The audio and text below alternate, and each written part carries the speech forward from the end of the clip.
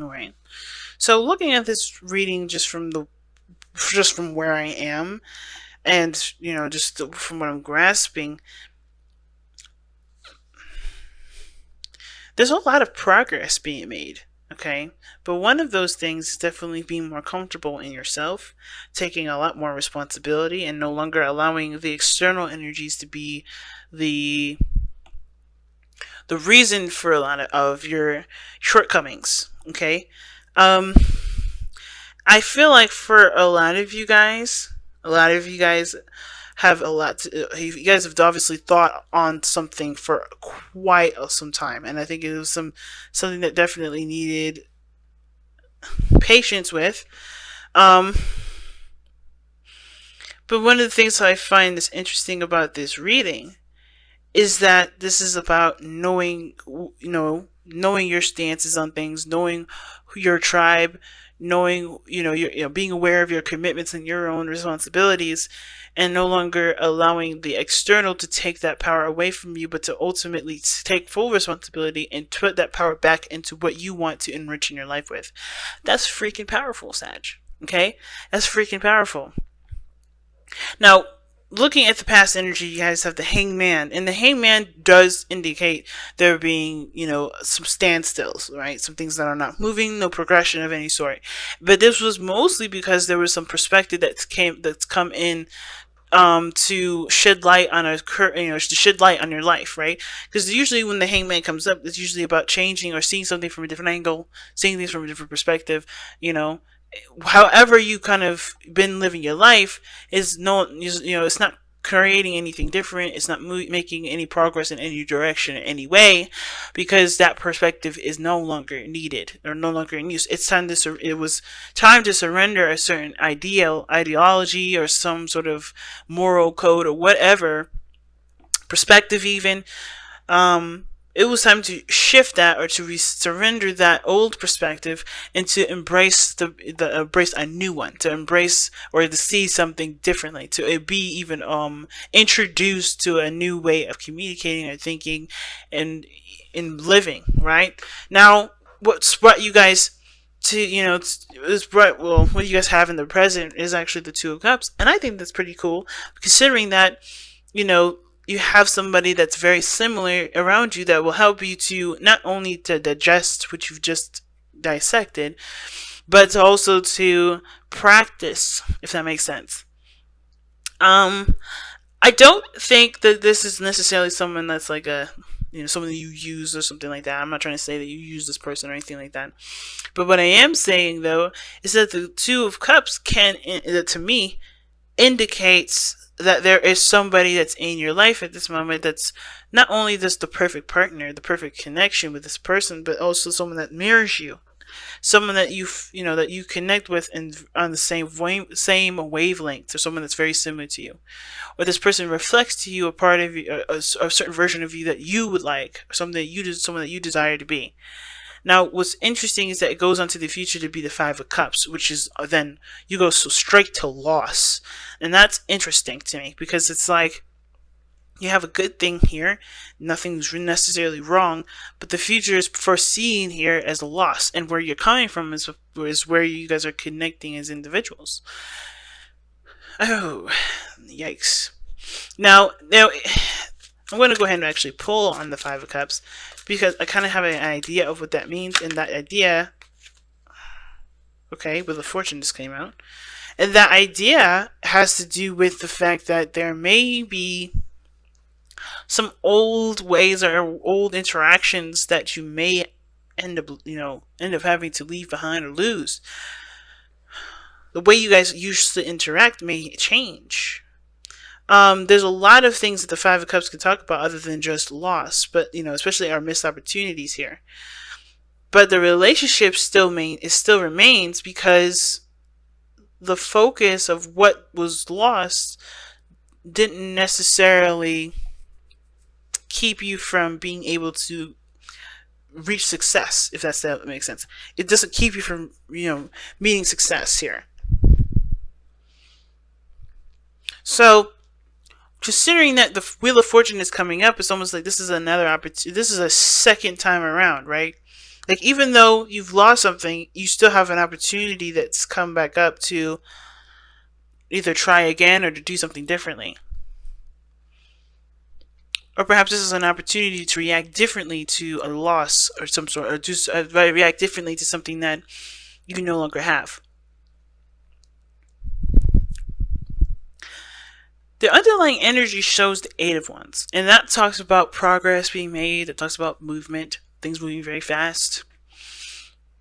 And it also can talk about feeling rushed and overwhelmed with information and things happening all at the same time. And it feels like things are just kind of coming at you, and you're not really sure if you're really prepared to handle all that stuff coming at you. And I feel like the reason why some of you guys may feel like you may end up losing something is partly because everything's kind of coming at you like that. The Chariot. Wow, that's another card of speed. But here's the thing, though. The difference between the Eight of Wands and the Chariot, in my opinion, which also, wow, that's awesome. The Star telling me that there was hope. You had a goal in mind. You had, inspiration. You had, something that gave you faith, and that pushed you to make it. And it pushed you to get things going and making things happen. It pushed you to not only balance yourself out for the potential success of whatever your goal was at that time, but it also talks about how you felt more stable, because felt more comfortable with yourself because you had everything under control. But then it seems like things kind of are going out of control again, and the potential of something being lost here because things just kind of kept going. Things are just going out of hand. Things are just moving too fast. It can make you feel like you could lose that again because things are just moving in a speed that you don't feel like you can handle. At the same time, I kind of get a sense of that with the Eight of Wands too, because the Eight of Wands can indicate the arrows of love. You guys may be falling in love very fast, or maybe falling in love with this person very deeply, and the fear that you have, I say fear, but I say the future that comes up is that you may either lose connections, lose friendships, because the emphasis of the focus has a lot to do now on the relationship, or there's some sort of something that, again, like I say again for the millionth time, is that you lose something. You're afraid of losing the relationship that you have here. Perhaps because there's differences in the way you guys view something. I'm going to pull another one. Why is the Wheel of Fortune clarifying the Five of Cups?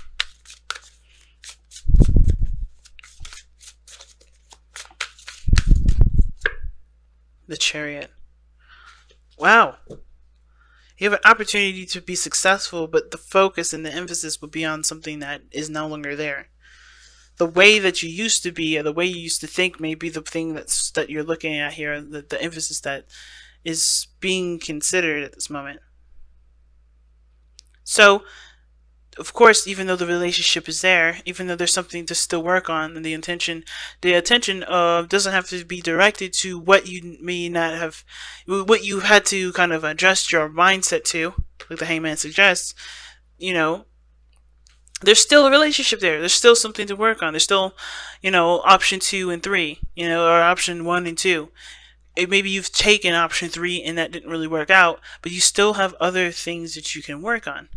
Now, the Queen of Pentacles coming up as your best path to follow does suggest to me that this is talking about grounding yourself and focusing on something that can produce a long-term solution or long-term goal, and really buckling yourself down and focusing on what you believe has great value to you, right? And it's good, because if you do that, it does give you it does boost your self-esteem. It does make you feel a lot more solid, a lot more stable, and less in the air, and less frivolous. And I feel like with the Queen of Cups coming up in this placement too is also about commitment, committing to the person that you're with, committing to the person that you can connect with in such a deep level that the Two of Cups can suggest. I feel like the fear is that you miss out on the opportunity to go forward with something, right? And go forward with something, and you may end up missing that opportunity. But I feel like if you commit to it now, commit to what this relationship is to you, commit to the work that is needed to build that relationship, you won't have to worry about ever feeling like you're going to, lose it or not have it anymore. The opportunity that the shop closes down, right? Maybe you've met someone and they're not necessarily in that relationship yet, and they make you happy, but there is this there's this feeling of either losing, maybe this is about freedom or whatnot, but it's like there's something going on where, there's either you're not avidly taking it, or things are moving too fast, or you're not interested in moving fast, or you want to move fast, but you're still careful. You're still very careful. And that's very interesting that you have a fixed energy, or excuse me, not fixed energy, a earth energy for you, or for a fire sign. But I feel like at the same time, it's really about committing to a certain goal and a certain path. Now, your outcome is the King of Swords, and the King of Swords is very logical. And I think that's primarily the reason why I'm saying just go for it. Go for it. Commit to it and go for it. And the King of Swords will sit there and think on things. He will think on it. He's very fast. He's not very slow. But this is someone that's connected with somebody, and the intellects. I feel like some of you guys that are watching this are sapiosexuals, but I feel like for a lot of you guys are attracted to this person's intelligence. This person could be an air sign, Aquarius, Libra, Gemini. But I can also kind of see that this person, being that they don't have to be an air sign at all, can indicate to me that this person is somewhat emotionally stimulating. But you also are very defensive of this relationship. Like, you're not necessarily open to it. Like, you know what you need to know about the connection, which is that there is something there that's drawing you to this individual. There's some sort of attraction. But you've kind of put yourself on ice with it, if that makes sense. Like, instead of being the Sag or being the fire sign that you are and just riding that fiery, passionate energy out, you've put it on ice. You've cooled it down. You've not, it's not as potent or not as strong as it would have, because you're using your mind. You're being an air sign when you're not. I'm not saying that you should just do stuff and be reactionary like an Aries, but you're definitely not supposed to act like a Libra or an Aquarius, or even a Gemini. Your 7th house will make you do that, because considering that your 7th house is Gemini, right? And this person is definitely someone that will activate that 7th house. I don't know if you're dealing with a Gemini or not, but the point of this is that this person is making you, it's making you defensive. Not because they've done something to you. I don't think this person might have, but I think that ultimately this person is brought your back up because your emotions are very precious to you. They're very serious to you, which is why this is someone, because you care about this person, that it's accelerated. It's because your emotions mean so much to you. How you feel about them is someone that is greatly something that you value. And I think this person is showing that they are stable and they're solid and they're ready to settle down. They're ready to start to commit.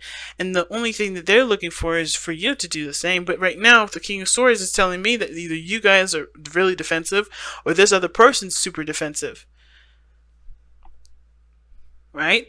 And I think it's even more incentive to be the Queen of Coins, because it's advocating for you to be and show that you are reliable and that you're patient.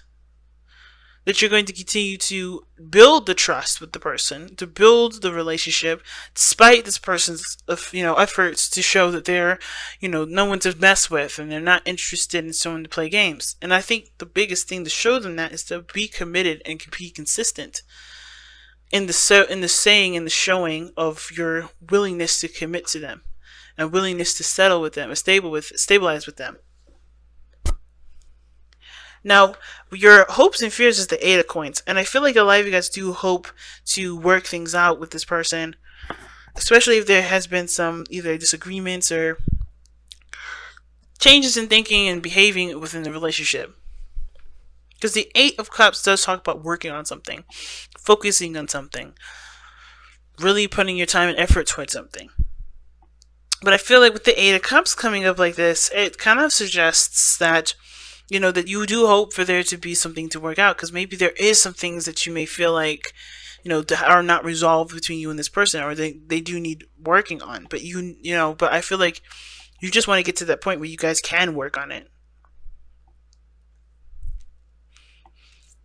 And I think that's the biggest message. I think you guys do want to work on it. And is too, I think you may have had a change of heart of some sort, and the person that you're connecting with is now very defensive with you because of something that may have happened in the past. And you fear that you may end up losing out on the potential of expanding a relationship because of whatever this hangman energy was. Whatever you needed time to really to understand, right? Really to work out. But the only way for this person to even consider you right now, that even if they have, especially if this has a lot to do with trust in general, or someone that has a problem with trusting you or trusting people, period, you have to show reliability by presenting yourself in a situation, or presenting yourself in a way that does show stability, reliability.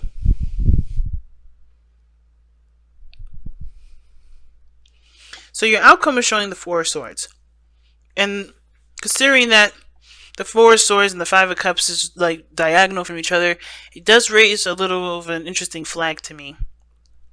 I kind of get a sense if some of you guys may end up having to take a break, or this person may want to break from you and break from everybody else. Some way and somehow there's a time of reflection energy to figure out whether or not something, not whether something's worth your time or not, but to really, to heal from the situation, or heal from the devastations, or heal from whatever you guys have gone through. But it talks about a break, but the Four of Swords is always a temporary break. It's not a break that lasts forever. So there may be a time where you may need to just take a moment to rest, and take a moment to just kind of, collect your thoughts. And that's always okay, especially if this person has been traumatized, because usually the King of Swords is, defensive the way that he is, and adamant about the way things need to be for him. It's because he's been through enough to know what he needs to do for himself to protect himself from being hurt again. Okay, because he's been through a lot. So I feel like somebody that you're dealing with has been through a lot of traumas, a lot of disappointments, a lot of pain. Because the King and Queen of Swords they're been through a lot of pain. And I think it's just really about having the patience and wherewithal to be able to just step away from the situation. Or not step away, but allow, the person space if they need that to break. And then be ready to come back to them when they're ready. Is the willingness to work. Surrender outdated beliefs about yourself, and that's the Hangman energy from the past, and the King of Swords and external energy, I feel, and even the Queen of Pentacles. Let go of limiting ideas about yourself that originate from the past. Then you can own your power and soar in your life. The old you doesn't have to, the old you is the old you. It will always have something to... It will always, be a part of our lives, because it taught us the greatest lessons that we need to learn for ourselves. However, that outdated belief about ourselves does not determine who we are today. We get to decide who we will be and who we are today. And committing to that truth is the biggest thing that we need to do for ourselves, rather than allowing the past consequences and the past situation, the past us, to determine who we are right now. Sure, we have to deal with the consequences, or the karma, or the whatever that comes from our old selves being our old selves, but we are our new selves. No longer letting the old way dictate or project the old stuff when we're trying to be the new person. Okay, that's why I said in the very beginning, I feel like for a lot of you guys, you're really looking at where you can take personal responsibility, and no longer allowing the outside world to have any sort of influence as to why things haven't been working and developing and processing and blossoming in your life. You're now taking 100% responsibility, in the sense of you are now seeing the situation for where it needs to be perfected on your end, and taking that power back and doing what you would love to do with it, which is create and build and be the person that you want to be.